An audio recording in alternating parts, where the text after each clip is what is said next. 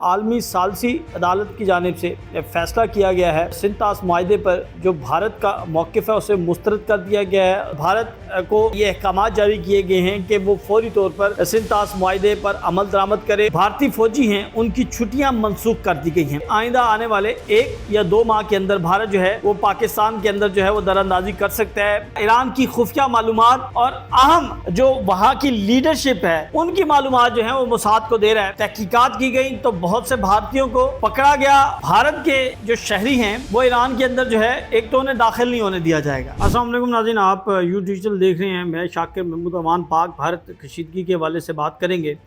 سب سے اہم خبر جو ہے اس وقت ہمارے پاس وہ کورٹ آف آربیٹریشن ہیگ میں عالمی ثالثی عدالت کی جانب سے فیصلہ کیا گیا ہے اور سنتاس معاہدے پر جو بھارت کا موقف ہے اسے مسترد کر دیا گیا ہے۔ سنتاس معاہدے کی جو خلاف ورزی کی ہے بھارت نے، اس پر ثالثی عدالت نے احکامات جاری کیے ہیں، حکم جاری کیا ہے کہ بھارت کا یہ اقدام جو ہے وہ غیر آئینی ہے، غیر قانونی ہے۔ بھارت نے جو 1960 میں معاہدہ کیا تھا اس معاہدے کی روح سے عالمی ثالثی عدالت، ورلڈ بینک جو اس وقت فریقین تھے، اس وقت جو اس ساری ثالثی عمل میں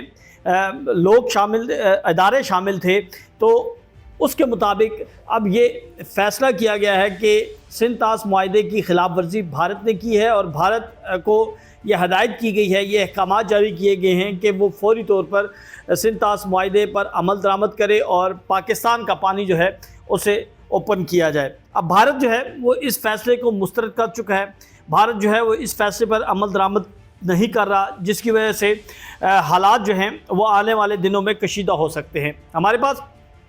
یہ اطلاعات ہیں کہ بھارت میں جو بھارتی فوجی ہیں ان کی چھٹیاں منسوخ کر دی گئی ہیں اور انہیں کہا گیا ہے کہ وہ الرٹ رہیں، بیک اپ فورس جو ہے اس کو الرٹ رہنے کی ہدایت کی گئی ہے اور یہ کہا جا رہا ہے کہ آئندہ آنے والے 1 یا 2 ماہ کے اندر بھارت جو ہے وہ پاکستان کے اندر جو ہے وہ دراندازی کر سکتا ہے، پاکستان پر حملہ کر سکتا ہے اور جس طرح پہلے بھارت نے جو ہے وہ عالمی قوانین کی خلاف ورزی کی، ایک مرتبہ پھر بھارت جو ہے وہ اس طرح کا کوئی عمل کر سکتا ہے جس پر پاکستان کی جانب سے جو ہے وہ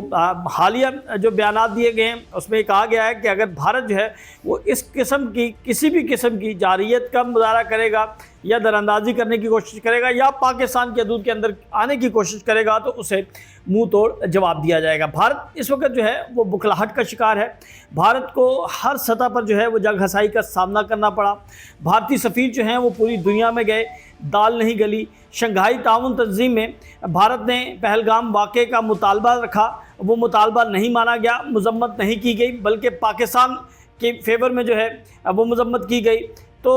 بھارت جو ہے وہ اس وقت عالمی سطح پر جو ہے وہ بالکل تنہا ہو چکا ہے اور تنہائی کے شکار میں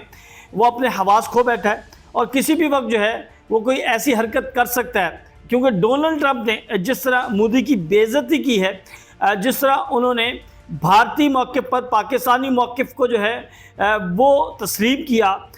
اس کو مانا، اس کو فوقیت دی، تو اب بھارت میں جو ہے وہ مطالبات زور پکڑتے جا رہے ہیں۔ ایک انٹرنیشنل کانفرنس ہوئی جس کانفرنس کے اندر جو ہے بھارت کے وزارت دفاع کے لوگ تھے، ان کی افواج کے لوگ تھے اور وہاں پر جو پریزنٹیشن دی گئی اس پریزنٹیشن کے دوران جو ہے یہ اعتراف کیا گیا کہ بھارت کا جو ہے وہ نقصان ہوا، بھارت کے جو جہاز ہیں وہ پاکستان نے مار گرائی۔ اب اس بریفنگ کے بعد بھارت کے اندر جو اپوزیشن جماعتیں ہیں وہ جو ہیں وہ تنقید اب زیادہ کر رہی ہیں، عوام جو ہے وہ مطالبات کر رہی ہے اور اپوزیشن کی جانب سے یہ مطالبہ کیا گیا ہے کہ نریندر مودی جو ہیں وہ وہاں کی اسمبلی کا اجلاس بلائیں، اجلاس میں بتایا جائے، پوری قوم کو بتایا جائے کہ بھارت کا کیا نقصان ہوا،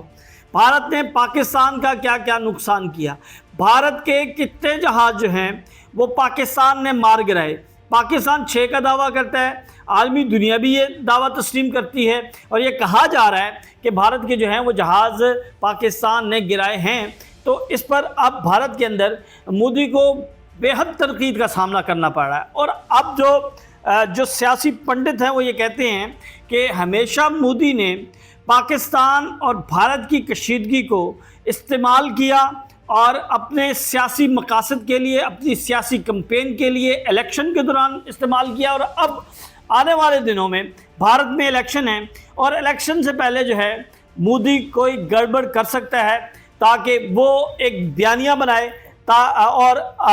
انتخابات میں جائے۔ تو اس ساری صورتحال پر جو ہے وہ پاکستان کی گہری نظر ہے، اور پاکستان کی جانب سے کہا گیا ہے کہ کسی بھی قسم کی در اندازی ہوگی تو منہ توڑ جواب دیا جائے گا۔ دوسری جانب ناظرین، بہت بڑی خبر ہے ایران سے کہ ایران میں جب اسرائیل نے حملہ کیا اور اس دوران یہ انکشاف ہوا کہ بھارت جو ہے وہ اسرائیل کی سائڈ پر کھڑا ہے، وہ اسرائیل کو ہر طرح سے سپورٹ کر رہا ہے، وہ اسرائیل کو سفارتی سطح پر، وہ اسرائیل کو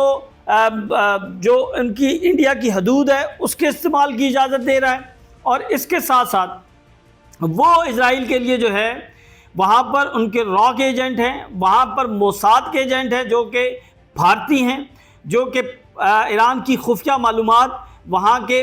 جوہری تنصیبات اور اہم جو وہاں کی لیڈرشپ ہے، جو ان کے افواج ہیں، ان کی معلومات جو ہیں وہ موساد کو دے رہا ہے۔ اور اس حوالے سے جب یہ تحقیقات کی گئی تو بہت سے بھارتیوں کو پکڑا گیا اور ان کے پر جو الزامات تھے وہ درست ثابت ہوئے۔ اب ایران کی جانب سے ایک بڑا فیصلہ کیا گیا ہے۔ ایران نے یہ فیصلہ کیا ہے ناظرین کہ اب بھارت کے جو شہری ہیں وہ ایران کے اندر جو ہے ایک تو انہیں داخل نہیں ہونے دیا جائے گا، اور اگر کوئی بھی بھارتی جو ہے وہ ایران کے اندر آئے گا اور قانونی طریقے سے، پہلے تو سب سے بڑی جو اہم شرط ہے کہ وہ قانونی طریقے سے آئے گا، اور قانونی طریقے سے آئے گا تو اس کی مکمل چھان بین کی جائے گی اور اس کے بعد جو ہے وہ اسے ایران آنے دیا جائے گا۔ بہرحال یہ فیصلہ کیا گیا ہے کہ بھارتیوں کے داخلے پر جو ہے اس پر پابندی لگائے جائے، ان کے داخلے جو ہیں وہ محدود سے محدود کیے جائے۔ دوسری جانب یہی جو ہے وہ عمل افغانیوں کے لیے بھی ہوگا، کیونکہ جو آپریشن کیا گیا، جو وہاں سے جاسوس پکڑے گئے، تو اس میں جو زیادہ تر تعداد تھی وہ افغانیوں کی اور بھارتیوں کی تھی۔ تو اب یہ فیصلہ کیا گیا ہے کہ یہ دونوں ان دونوں قوموں کے جو لوگ ہیں یہ ایران آئیں گے تو ان کی سخت سرویلنس کی جائے گی، اور ان کو جو ہے وہ ان کی چھان بین جو ہے وہ مکمل کی جائے گی۔ تو اب یہ فیصلہ ہوا ہے کہ اس پر کوئی سمجھوتا نہیں کیا جائے گا، اور اس حوالے سے جو ہے وہ ایران جو ہے وہ ایک قرارداد بھی پاس کرنے جا رہا ہے، اور جو جنگ میں بھارت کا کردار تھا اس پر جو ہے وہ ایران نے تشویش کا اظہار کیا ہے۔ دوسری جانب ناظرین، پاکستان کی پولیٹکس کی بات کریں تو پاکستان میں اس وقت 26ویں آئینی ترمیم کے بعد چیزیں جو ہیں وہ بہت تیزی سے تبدیل ہو رہی ہیں۔ مخصوص نشستوں کا فیصلہ دیکھا جائے، اس وقت کوٹ لکھپت جیل میں جو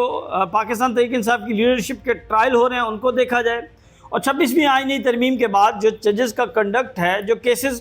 کی رفتار ہے، جو آئینی بینچ ہے، وہ سب چیزیں دیکھی جائیں تو اس کے اوپر جو ہے قانونی ماہرین جو ہیں وہ اعتراضات اٹھا رہے ہیں، خدشات کا اظہار کر رہے ہیں۔ اور اب جو فیصلہ دیا گیا آئینی بینچ کی جانب سے، یہ پہلا فیصلہ تھا آئینی بینچ کی جانب سے مخصوص نشستوں کا جو دیا گیا،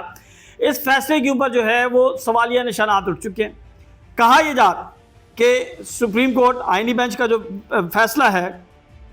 اس میں بہت سی کوتاہیاں ہیں، غلطیاں ہیں، بلنڈرز ہیں، یعنی 13 ججز جو ہیں ان کا فیصلہ 12 ججز دے رہے ہیں، اور 12 ججز میں سے 2 جج جو ہیں وہ پہلے بینچ سے علیحدہ ہوئے، پھر ایک جج جو ہے وہ چلا گیا، بینچ ٹوٹ گیا، لیکن اس کے باوجود سماعت جاری رہی، اور اب جو فیصلہ جاری ہوا ہے اس کے اوپر تمام ججز کے دستخط موجود نہیں ہیں، جو کہ قانونی اعتبار سے جو ہے وہ درست نہیں ہے۔ اور اس حوالے سے پاکستان تحریک انصاف نے supreme court registrar supreme court کو خط لکھا ہے، اور اس خط میں ان خدشات کا اظہار کیا ہے، ان غیر آئینی اقدامات کا اظہار کیا، اور یہ مطالبہ کیا ہے کہ تمام ججز کے جب تک دستخط نہیں ہوں گے تب تک یہ فیصلہ جو ہے اس پر عمل درآمد نہیں کیا جا سکتا۔ ناظرین، آج کے لیے اتنا ہی، کل آپ سے دوبارہ ملاقات ہوگی، تب تک کے لیے ہمیں اجازت دیں، اللہ حافظ۔